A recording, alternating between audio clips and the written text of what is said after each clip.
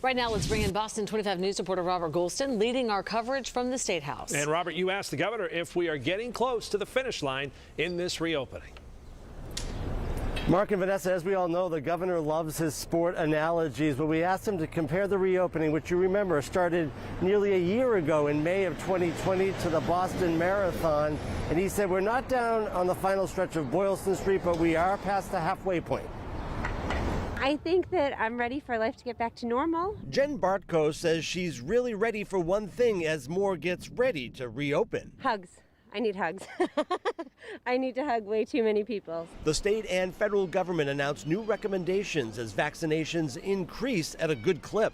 Beginning Friday, you won't be required to wear a mask outside if you can keep a safe distance. Joyce Daly and her husband say the state should pump the brakes. I'm just too nervous. I want everybody to be vaccinated. I'd rather be safe than sorry. But Governor Charlie Baker says the numbers for vaccinations, hospitalizations, case counts are going in the right direction. If everything goes according to plan and everybody does the right thing with respect to getting vaccinated, then we continue to see positive progress on our case counts and our hospitalizations, we believe by then we can be in a point where we can move to more fully reopen. We asked the governor if it will get to a point if there are rules depending on your vaccination status. The feds have basically said they're not going to get into the business of rules around vaccinated versus unvaccinated and where they can be.